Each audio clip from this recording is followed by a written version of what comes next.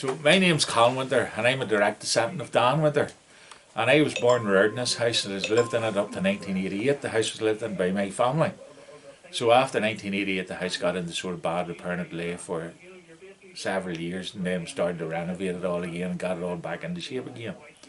But why the house became famous was the whole focal point of the Battle of Diamond in 1795, which led to the formation of the Orange Order. So we can go several years before the Battle of Diamond, a wee place called McNorse outside Armagh. And there used to be like a fair hiring day held up in McNorse, and it was held several days or several times a year. And there was these two Presbyterian farmers, and they fell out with each other in the fair hiring day. We don't know what it was over, probably over a cow or a sheep or something like that there. But there was a Catholic neighbour took the side of one of the Presbyterian farmers. So that was sort of started the Battle of Diamond. The Battle of Diamond was all to do with the weaving and the linen industry, and 200 years ago was very, very important in County Armagh. So a lot in this area here, the Protestants was known as the Peep of Day Boys and the Break of Day Boys, and they met because of the Diamond Crossroads here, and then we have the Spirit Grocers pub shop next door.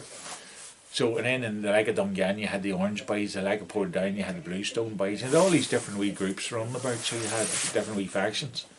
So it was a great thing, the Peep of Day Boys and the Break of Day Boys, whenever the Catholics attacked the Protestant house, they would always stick a notice up on the door in the middle of the night or real early in the morning, and that always meant the hell of Connard. Always read the hell of Connard, and that meant get you out of your house or we're going to burn you out of your house, because we know you attacked Billy's house up the road a fortnight ago or a few nights ago. And the same on the Catholic side, they were attacking the Protestant houses, and what they'd done when they attacked the house, they'd ransacked the house and smashed up the furniture and done whatever damage they could, but more importantly they'd erect the weaving loom in the house, and that put that person out of business for a while, so there was less competition there. So this went on and on and on till the whole thing come to a boiling point, and this just happened to the boiling point because of the Diamond Crossroads and the Spirit Grocers next door.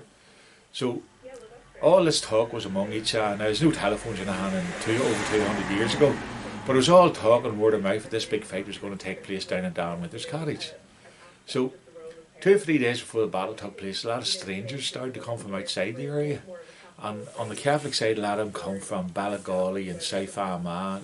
Like that's 25-30 mile away from here. And in them days it would have been a big thing to get here, that distance, because you had old dirt track roads and all, very few roads, very bad roads. So all these strangers started to come in from outside the area, and they met in a gravel pit down Nonif Moor, and that's about 2 mile from here.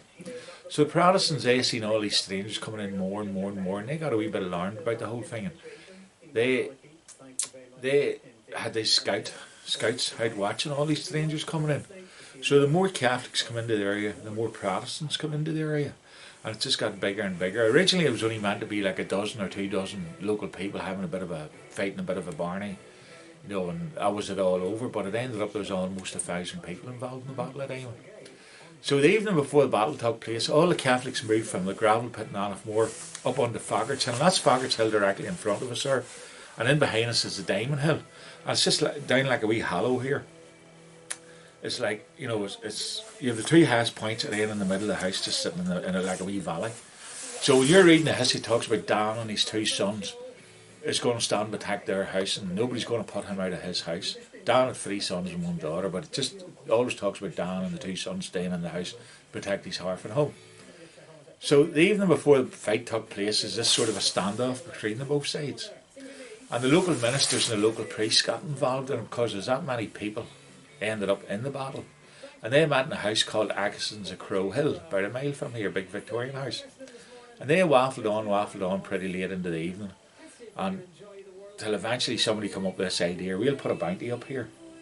And some history books talks about £50, some talks about £500. £50 or £500 in 1795 would have been a lot of money. So eventually they come up with this agreement, and whatever side started the fight was going to have to pay up, and that was to discourage each other from starting the fight. So they headed on home. They knew the area, they knew where they were going, and in the dark it was dangerous if you were a stranger in this area moving about late at night, because you had a lot of old bog land and all about here, and you no lights or nothing. There's only old dirt track roads and all, so nobody moved about in the dark unless you knew where you were going. until the following morning, 21st of September 1785, just slightly after 5 o'clock in the morning. People started to drift off home on either side, because these were a lot of these was farmers and farm labourers and all, and they wanted to get home again, back to their own work and stuff. But on the Catholic side, there was this one fella, and because he come so far, he come the whole way from Ballagolly, and he was sort of in a bad temper about the whole thing whenever he was going away. So he was walking away, and he fired a shot off with his gun. We don't know if he done it accidentally or deliberately or whatever, but he fired this shot. The minute he fired this shot, that was sort of started the battle of Dime. They got stuck in each other then. And we know Dan, he stood at this window here, and he fired out of this window. And every time he fired his gun, he stood back, and the son was standing busy loading the gun. These were old flintlock guns. And every time he stood back to change guns, the son was standing with a griddle. And a griddle's a thing that they use for over the top of the fires for doing like soda bread and potato bread and all that kind of stuff. So the son, he put the griddle across the window, and that was to stop the lead balls coming in at them, until eventually the Catholics got right down on the front of the house, and they set fire to the roof of the house. And these are the original board beams here, where it was damaged at the time of the battle. See the way they're a lot blacker?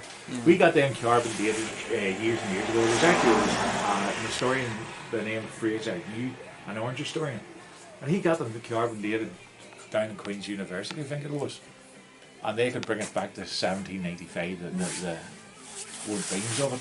Well, really sort of blackened beams of it. So at that stage, the way the history books talks about, like a Sibbett or Blacker, William Blacker was at the Battle of Dime, or Sibbett, he was an historian, read about the Orange Order and all after the Battle of Dime later on. And the way it's talked, they talk about directly after the battle, Dan and his two sons had to make good to escape out through the window of the back of the house. So we know there's no doors in the back of the house in 1795. And the more doors you had in old houses like this, and the bigger the windows, the more tax you had to pay. It was called the window tax and the hearth tax. So they never ever had back doors in old houses like this, and they always had like wee smallish windows and stuff in them. So Dan and the two sons next door kicked the window out of the back of the house, him and the two sons out through the window, and run up the top of Diamond Hill. The Protestants, they sort of lost the fight at this stage. They were split up all over the place. And the Catholics, they got into the house, and you're reading the history about them getting into the house, it talks about them ransacking the house, and throwing the whiskey and the yarn and the linen, and whatever damage they could do in the house for the short period of time they were in the house, they had done. So they did. So Dan and the two sons run up the top of Diamond Hill. They were split up all over the place, but in among them there was an old ex-soldier from Portadown called Sergeant Larry, and Sergeant Larry got them all regrouped again. So it meant this row was coming down off the top of Diamond Hill while this row was loading the guns, and then they moved forward, and then they were firing the guns while this row was loading, and then they moved forward. And it's just come down into the back of the house, and there's like a constant volley of shots into the back of the house, until eventually they chased the Catholics out of the house and chased them up into the Grange. And that was more or less the end of the Battle of Diamond. The Battle of Diamond lasted 3 to 4 hours, and there was up to 30 to 40 people killed at the Battle of Diamond. And the reason why it always talks about 30 to 40 people, there was people injured at the Battle of Diamond, and they maybe died a month or 2 months or whatever later on or something, and there's people that was killed at the Battle of Diamond, injured, and then died with their injuries and whatever, and they crawled away from the Diamond, and they were found in under an old ditch or shuck, maybe following year, a couple of months later or something. So they never give you a precise number, it's always 30 to 40 people. And that's the only copy we had. But the reason why that was through, there was no cameras in that in 1795, but because there was people killed at the Battle of Diamond, there had to be like a record kept of it. So they sent somebody out here, and they set up in Father's Hill looking down at the Diamond Corner, and they drew a picture. You see there, you see the house, the big long house there on the left hand side. Yeah. At the very end of it there is like a shadow of a wee man standing around the spring well. Yeah. And that's showing you the spring well as it talked about in 1795 on it. And then the picture to the right hand side of that there is the very first picture ever took with a camera. And they reckon that was took between 1860 and 1870. And that's two winters standing in the middle of it there. And on either side of it, that's two senior members of the Orange Order visiting the cottage on the left and the right. Yeah. You see the way, you see the way they're really well dressed. There are two men standing either side of them. And that two winters standing in the middle just wouldn't be as well dressed as them. So that was a big thing to get the picture taken.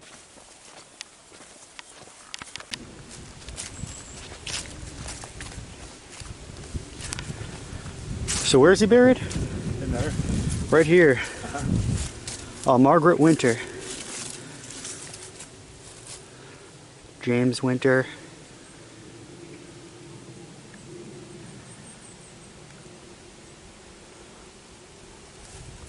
Seven generations of Winters. Yeah.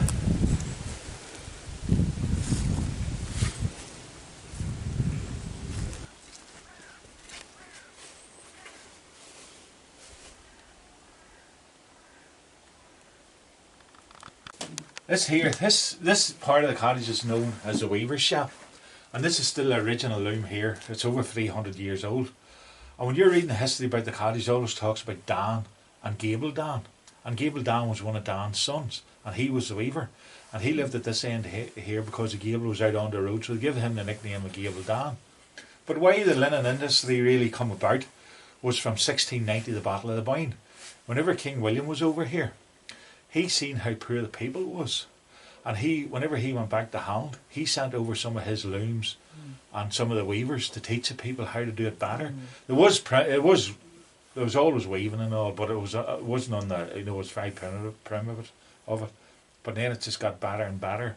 Whenever they sent over these would have been called the modern looms in them days, so they would have been. And then it just grew and grew and grew. And was always the weaver shop in the cottage. And every house in this part of the countryside, a lot of houses would have had like a wee weaver shop at the end of the house, just built onto the side of it or whatever. And in the weaver shop always had the window on either side of you, and that was to let in as much light as possible because you'd no electric in the hand back in 1795. And then it just grew and grew and grew. And you always hear of the Irish linen. The finest Irish linen in the world has to be done on a hand loom like this here. It can't be done on a mechanised loom or nothing like that there. So it always has to be done on the hand loom. And that's still, see at the outside there, that's still some cloth. It's still, people would come here to learn how to do wee bits of weaving and stuff, when like students and things like that. There's, especially in Ulster University, there's a guy brings them down here every now and then, and they have a wee bit of cloth on it and stuff like that there. It's about 130 years old. I've just been weaving a few shawls for our costume department on it. You can see there's a roll underneath that. So this would have been a cottage industry. It's a big machine, but people had them in their houses. There's a spinning wheel over there, and you'd have needed about 8 women spinning to make enough yarn for one weaver. The weaver was usually the man of the family. That, and they'd have been on the loom maybe 9 or 10 hours a day, so physically it was hard work. Wow. These threads are called the warp. I control them with the pedals. That's why I'm putting the different patterns into the cloth. And the weft is just going backwards and forwards in the shuffle. So I have the herringbone pattern in the blue there, so this time I'm going to put a diamond.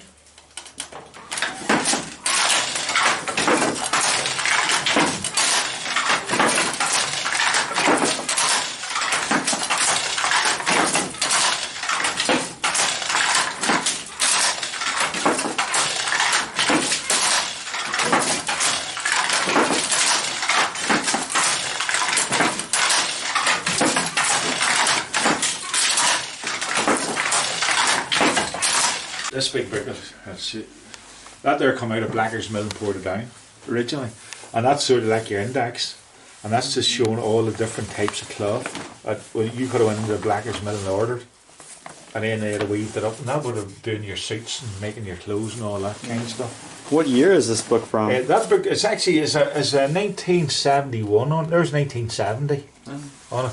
But we know, it's different ones have looked at and all, we know it's actually a lot older than that there. Because some of the stuff in it, they say it's way back.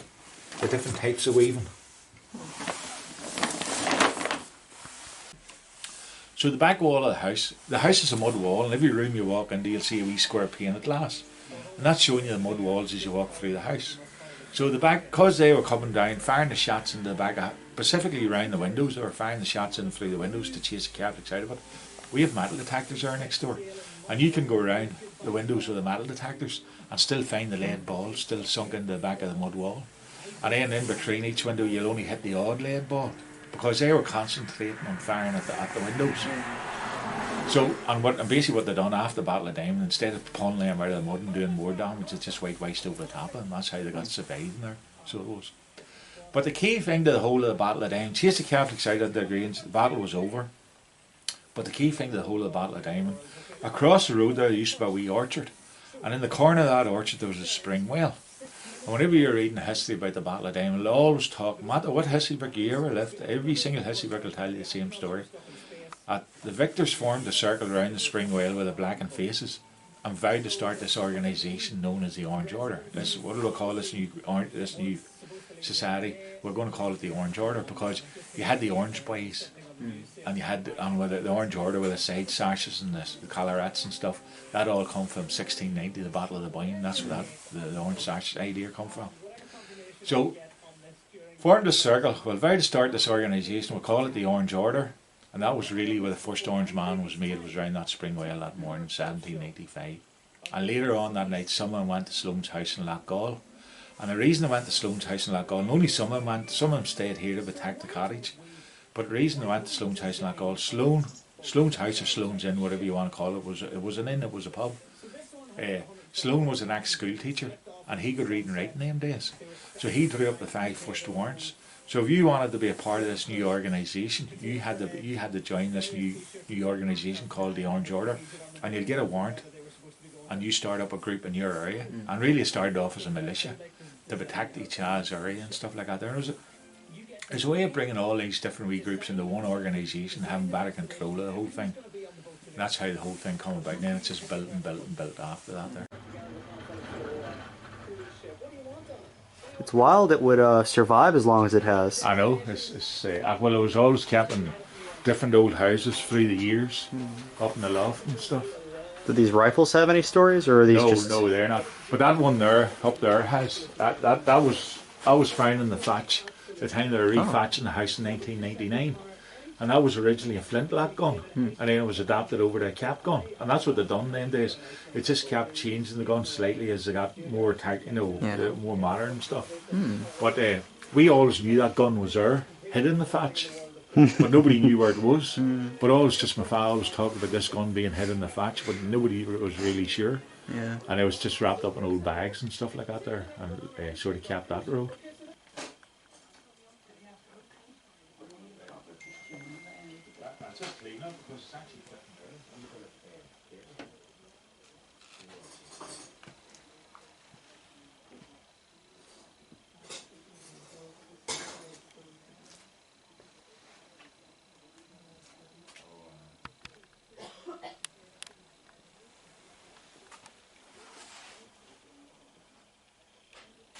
The hillbillies come from Northern Ireland because you had the orange, the orange connection of the whole thing, and whenever the Ulster Scots and the Northern Ireland ones all moved over to America and emigrated over there, a lot of them went to live in the hills and stuff, and they were mainly the moonshine people, so they were, and then they got the nickname the hillbillies because of the Billy Boys from Northern Ireland, and then they lived up in the hills, so that's where the hillbilly come from. That's how that come about.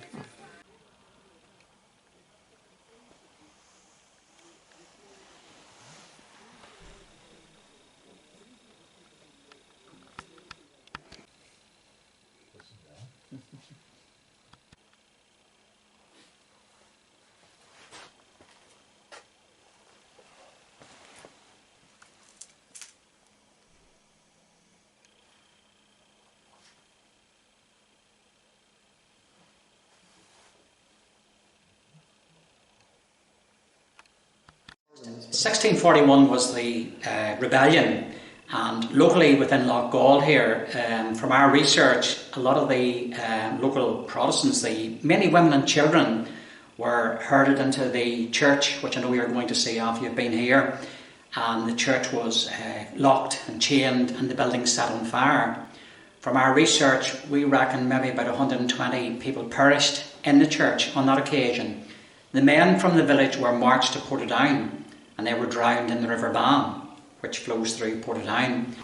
So this is where the massacre happens, and the local folk histories say that the rebel commanders were hanging people from the church and from the trees around it for several days, and that about 120 died. For those 9 days, you can only imagine what they were thinking inside of this building.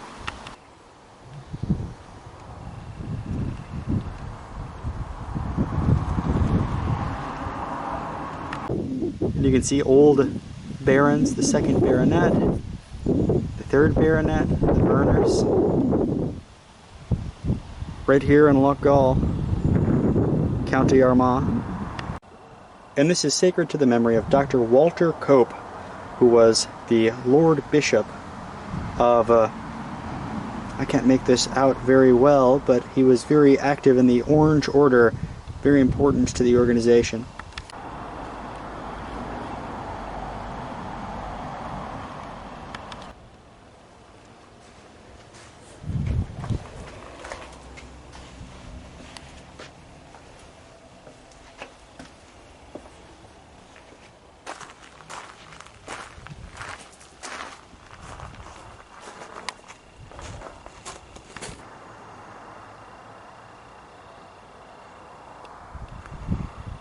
And I suppose those troubles that were evident and prevalent in around 1641, those troubles have continued right down the generations, so they have, right up until the present day, when of course we've just gone through the Troubles, which commenced in the late 60s and really only finished probably in the mid-90s with the ceasefires. But you know, there's still that undercurrent, and there is still paramilitary activity on both sides. You know, not just the Republican side, but the Loyalist side. And every so often that violence can come back to the fore.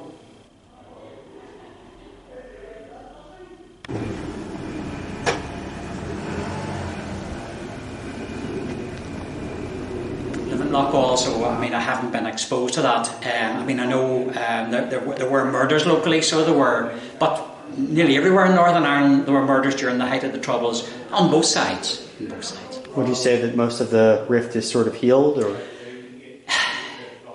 I wouldn't say it's totally healed. Things are a lot better than what they were. You know, there was a time when there was a lot of tension and the problems were then daily. There's still an undercurrent which is still there, and it'll take a long, long time for that to heal.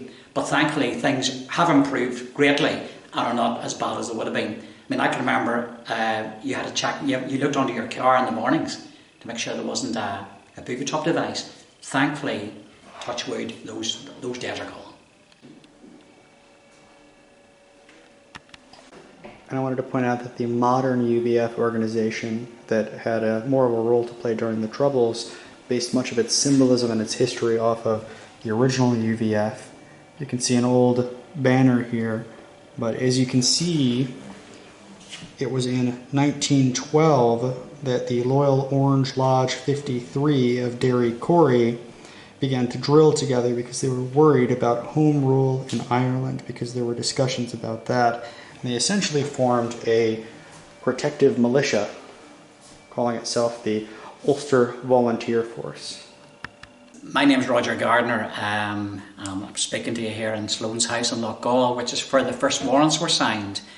You were over at Dan Winter's cottage where the Battle of the Diamond took place. The guys then retired here after the battle to formulate their ideas for the institution.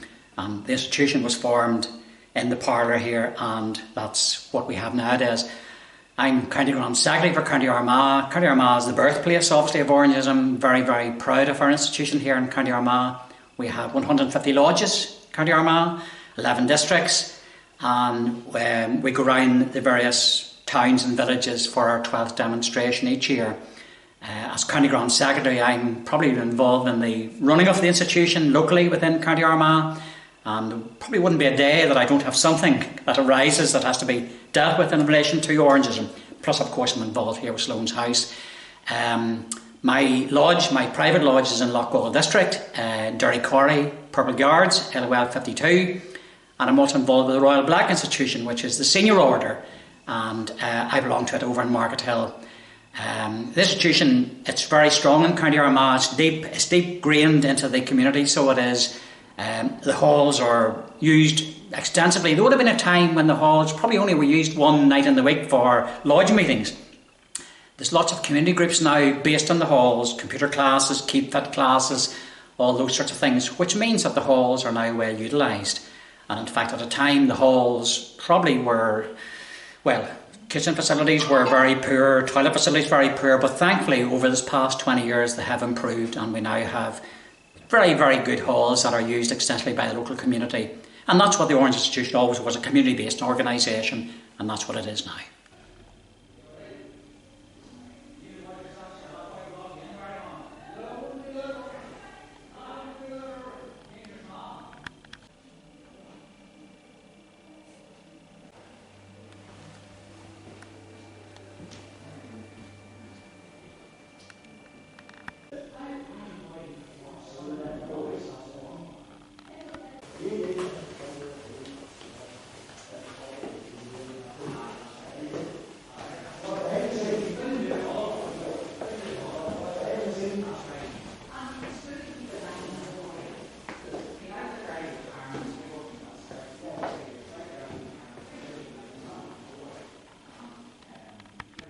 And the legend I've been told, I don't know how true it is that the Red Hand of Ulster, a ship was arriving to the island, and a Scotsman and an Englishman were on it.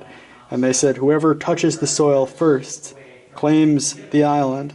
One of them cut their hand off and tossed it on the island, so that became a symbol of Ulster, but I'm not sure how historically accurate that is.